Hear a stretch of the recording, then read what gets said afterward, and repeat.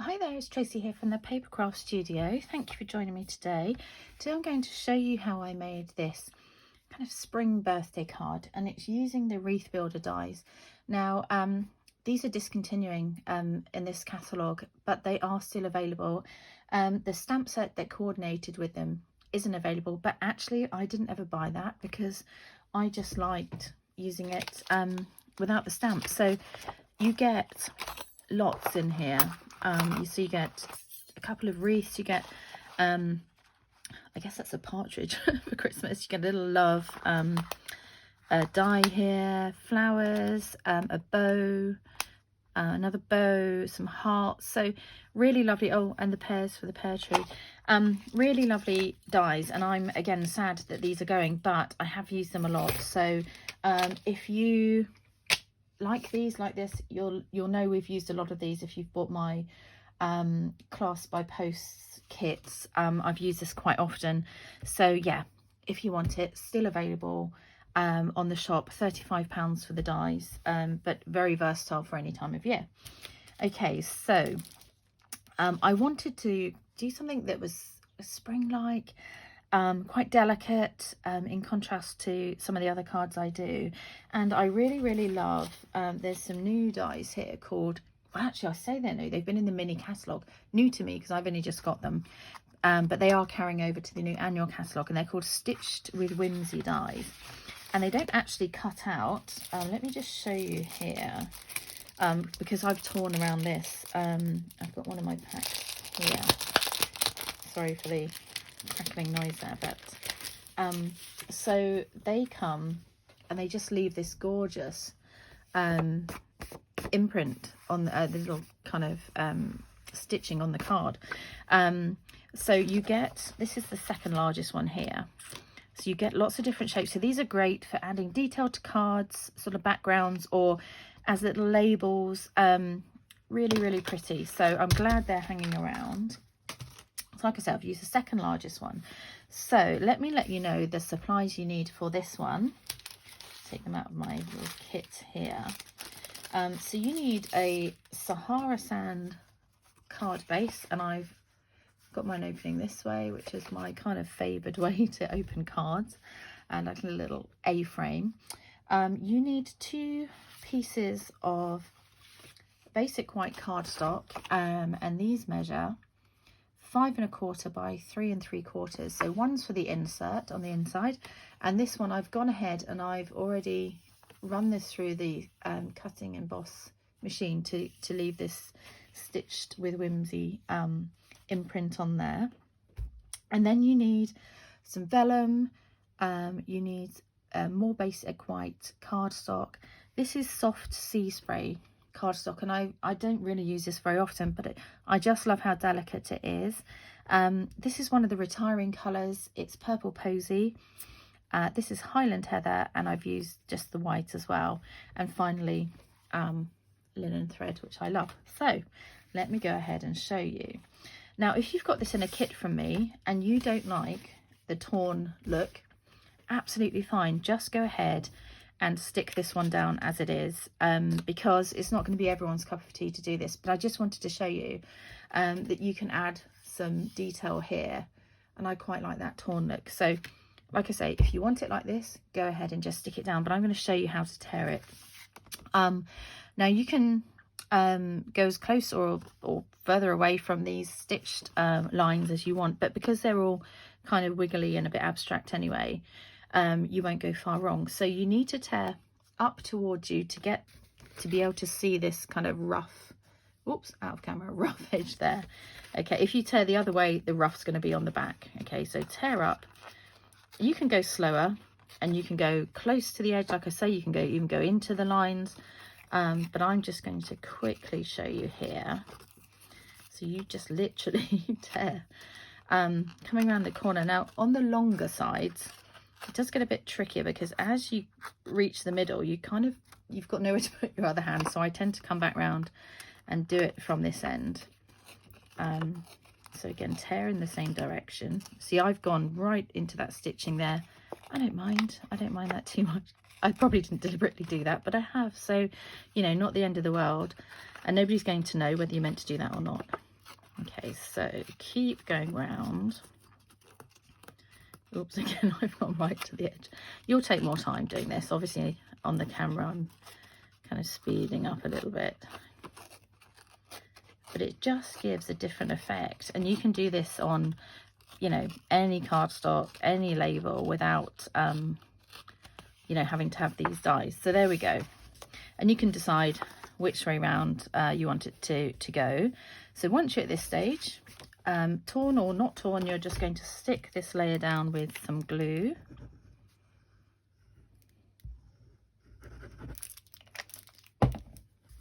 Whoa. Just got a bit of glue on me there. Okay, so kind of central. There we go. Nobody's going to notice if it's not. And then you want to take your vellum layer. So how it's going to layer up is vellum, then your soft sea foam, and then this one I've actually chopped so that you don't get a whole wreath going over the top. We've just got elements of that wreath going round. So what we need to do is pop the vellum one on. Ooh, they get tied up. Pop the vellum one on first. So small dots, let me get a piece of card so you can see what I'm doing here. Small dots on some of, I just did the middle pieces because I want these pieces to be free at the edges. So where you've got bigger sections in the middle, just go ahead and pop some glue. Now if you're cutting this yourself, be really careful pulling the vellum out of the dies. You have to take your time. I know this because let me just show you here. This is how some of mine ended up when I was doing the kits. Okay, so really take your time because you can otherwise waste your vellum and it gets a bit frustrating. Well, but I really think it's worth it because the look of the vellum under here is so pretty, so delicate. Okay, so over we go, and it doesn't really matter which way round you stick that, so pretty central. And again, you might want to just pop a punch or something heavy on there just to let that glue dry. Oh my gosh, sorry, it's quite late. I always film late, so yeah, apologies for the kind of lot. On the back of this one, again, you're just going to pop some glue on a few of the leaves. You don't need to do it on all of them, and it's quite nice to have some of them jumping up as well. Should I do another one here? Okay, I really like this colour combination together. I think it's really pretty and delicate. So this, you can have a little look to see where you want to pop it on, but it's not going to make an awful lot of difference. So stick that down, and again, bring back your trusty heavy item and pop that back in. So like I say, with this white wreath here, I just wanted another bit of interest. I should say as well, if you've got this in your kit from me, you might have some little black bits on from where I've put it through the cutting machine, and eventually the plates get a little bit dirty. Just brush them off with your nail. They will come off really easily, okay? So don't think I've given you kind of dodgy pieces. So I think with this one, I might want it fairly small. You can trim around here if you want to, but really nobody's going to notice the shape of that leaf. And then I think I'd like a longer one as well, and then maybe another longer one here. But as you go to pop them in here, have a little practice before you stick them down, because what I found was when I actually kind of threaded them in, I maybe wanted to chop a little bit more off, or you could go back and use this piece if you want something that's a bit longer. So I just did it, and obviously you've stuck some of these down, so it's not going to like going everywhere. But like here, I don't really want it there because it's covering almost exactly the same leaves. So you know, pull it back a little bit so that it shows. Now let's see if this is too big. It might be. I'm going to pop it under there, just have a little look. I might even go, oops, it's got hooked up. I might even try it on the inside and see how that looks. I need to come back a bit. It could just be that actually it's just too long, so I might just snip off these bits and try again. So have a play around and see where you're happy with it. I will get there in a minute. It's a little bit fiddly, but it's really worth it because it looks so pretty in the end. So look, I've got, that looks really nice. So I've got that coming out, and actually now I want to move that one up a little bit, but you get the gist. So to have a play around, and I would keep them in place ready for when you want to stick them down. So you just pull one out at a time and then stick that one, move on to the next one. So let's start with this one up here, and I'm just going to choose, you can either put a little dot in here or you can just choose one leaf to stick down, because I want it to look quite kind of free flowing again. So I'm going to pop that one back under. I think that's where I had it. I can't quite remember, but which leaf did I put the glue on? There we go. And then this one next, and I'm probably going to put it on this bottom one because that's the one that's tucking under. You're probably screaming at me going, that's the way you had it. But I think I tucked it under like that. Quite liked that. And pull it up a little bit. There we go. But again, take your time, have a little play around with where you'd like to have them. This one's too long, I'm going to chop him off the bottom. Let's put some glue on here. So the good thing about this is that no two cards are going to look the same, because how you build it up will make such a difference to the final look. And tuck that one in that way. Perfect. Okay, I'll bring my original back in so that you can see how I did my first one. So it's kind of similar, not quite the same, different lengths, but you know, I'm happy with that. Like I say, they'll all be a bit different. Now at this stage, I've included in the kit this little banner piece here, and again using the classic label punch that's retiring, sadly. You've also got a white one of these that you can stamp happy birthday or whatever sentiment. It could be congratulations, it could be happy anniversary. So if you've got, and actually I meant to check, there's a set of stamps here called Itty Bitty Greetings. Now these are also discontinuing, and this is where I got the happy birthday from. I will check and I'll put in the post below if it's still available, or I might just edit it and put it, actually I'm going to edit and I'll pop it up on the screen as here to tell you whether it's still available. But this is a really good one to have because you've got happy anniversary, fabulous at any age, sending prayers sent with love, you know, happy birthday, 'tis the season, really good greetings on there, and they all fit in these small punches, or you could just cut around them. So really ideal set to have in your little stash. So I've stamped here in Highland Heather. Like I say, I've used the happy birthday greeting, so I'm just going to stamp this on here. And then punching it out with this classic label punch. Okay, so obviously that's incredibly long and it doesn't look how I had it on here. So what I did with this one, I've tucked it under. Have a little practice first before you put glue on, so that you can angle this and have that underneath. Okay, and what I'm going to do, in fact you probably don't even need to stick it down if you don't want to, but what I'm going to do with this one, I'm just going to snip the two ends off.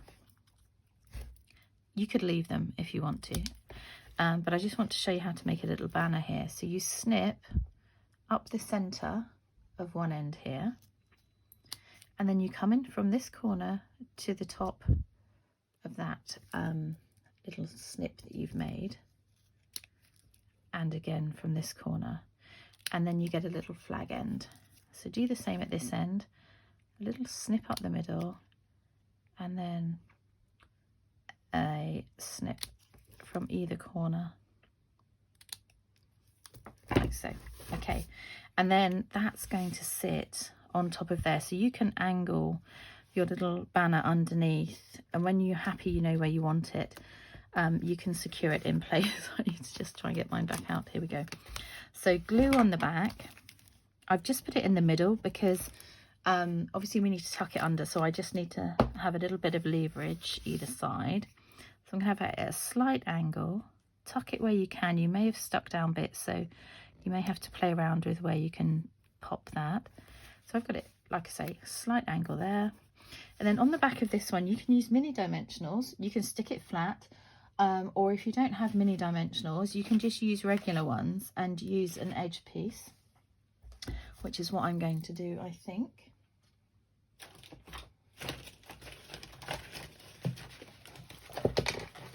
Oops. Okay, so you just snip a little bit along the edge, and this is actually a really good way to use up your dimensional edges so you don't waste any. Thrifty. Okay, so that goes on there. Peel the backing off, and then part one goes over the top at a different angle. So really pretty. Now from the wreath set, I've cut 3 of each of these cute little flowers. You may not need to use all of them. You may want to, you may just use, oops, mine have got stuck to the top of the envelope here. You may just use 2 of one colour, 3 of another. So it's really up to you how you do this. But on the wreath, my plan of action here was to set the purple ones against the backgrounds that show quite well. So maybe I'll move this one down a bit and put this one on the white. And then the white, I wanted to go on the soft sea foam so that it shows up. So I've gone Highland Heather, purple paisley white. Let's go Highland Heather again on this kind of white one here. On this one, I just put 5 on. So have a play around, see what suits your card. I'm going to end up having a white one on the white wreath, so I'm actually going to leave that one off. I don't think I need that. I'm just going to move that one round. So I'm just going to have 5 again. You may choose to have all of them on there. Now I've lost one of my little purple ones, but I've got another one here, so I'm just going to grab that. That's not even the same thing. Okay, I'll find mine in a minute. So leave those, once you've got them where you want them, leave them in place. And I'm actually going to use glue dots for this bit. You can stick them down with glue. You just obviously need to hold them in place for a little bit longer. So I'm going to leave them all there and then just pick them up one at a time, pop the glue dot on the back, and then put the flower back down so that I don't lose kind of where I want to put them. So there. So pretty, these little flowers. And they don't look like this on the dies. They look like they've got more detail on, but I really like how simple they are.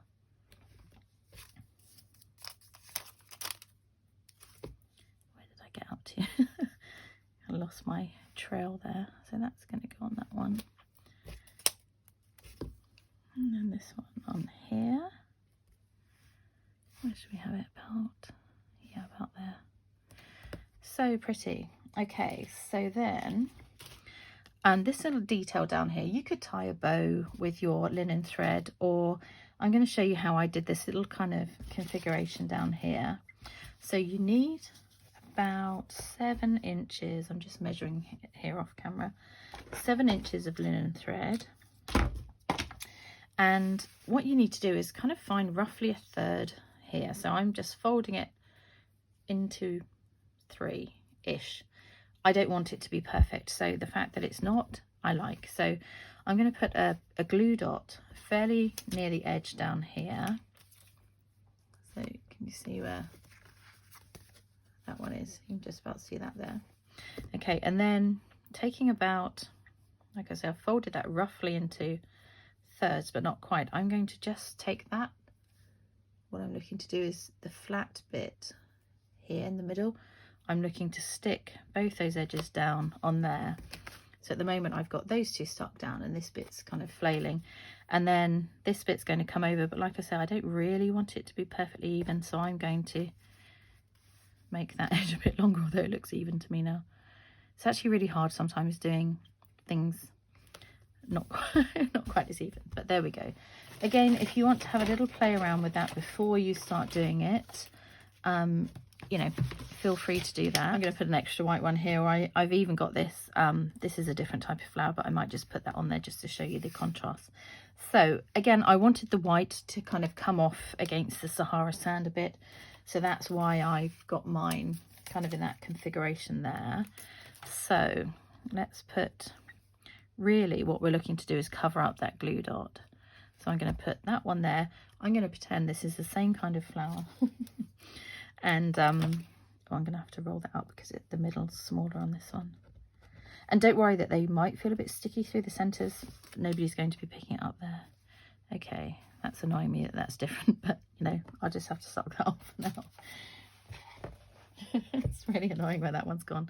And then finally, one of the white ones. Let's cover up that one a little bit. There we go, and have him coming off onto the Sahara sand. And then finally, you're just going to add on one of these little metallic enamel dots. And this is from the Hydrangea Hill Suite. And it's just to fill that little corner.